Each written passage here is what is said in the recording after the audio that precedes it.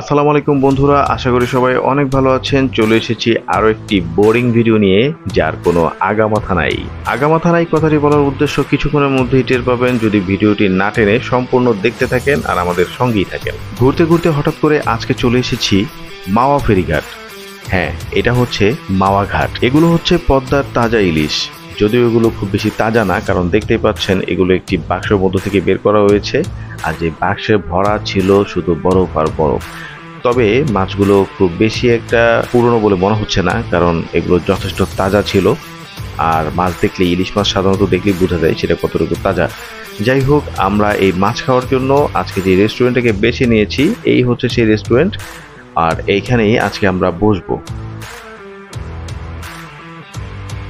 একদিকে মাছের কাটাকাটি চলছে, আর অন্যদিকে আমার কাছে মনে হলো যে না, একটু চা খেয়ে নেওয়া যাক, কারণ মাওয়া আসার পথটা বেশ ঢাকা থেকে দূরত্ব কম না, এবং মোটরসাইকেল চালিয়ে আসার পরে যে কোনো কারো ইচ্ছে হবে যে না, এক কাপ গরম গরম দুধ চা খেয়ে যাই।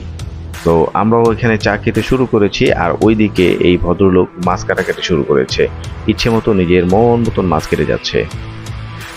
মাছ কাটাকাটির ফাঁকে আমরা একটু এই রেস্টুরেন্টের পেছন সাইডে চলে আসলাম, যেখানে আপনারা এই রেস্টুরেন্ট থেকে সরাসরি পদ্মার পাড় এবং তার সৌন্দর্য উপভোগ করতে পারবেন। আর এইদিকে চলছে মাছ ভাজাভাজি। এটা হচ্ছে রেস্টুরেন্টের ফ্রন্ট সাইড।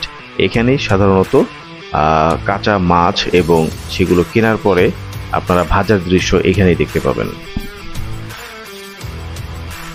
আর এইদিকে আরেকজন ভদ্রলোক একটা হামল দিস্তা নিয়ে নিয়েছে, এখানে যেন কি ঘোরাঘুরি করছে।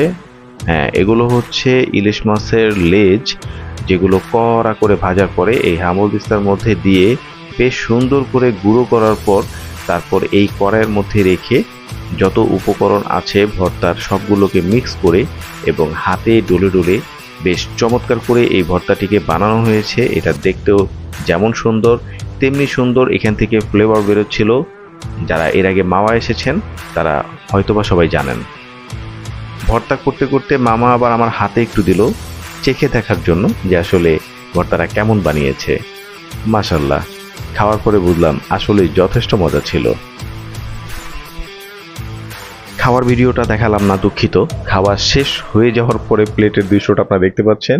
আর এইদিকে আমরা ছোট ছোট করে কয়েকটা শট নিয়ে নিয়েছিলাম, যেগুলো এখানে দেখা যাচ্ছে। ভিডিওটির যে কোনো আগামাথা নাই সেটা নিশ্চয়ই এতক্ষণ আপনারা বুঝতে পেরেছেন। ধন্যবাদ, সবাই ভালো থাকবেন।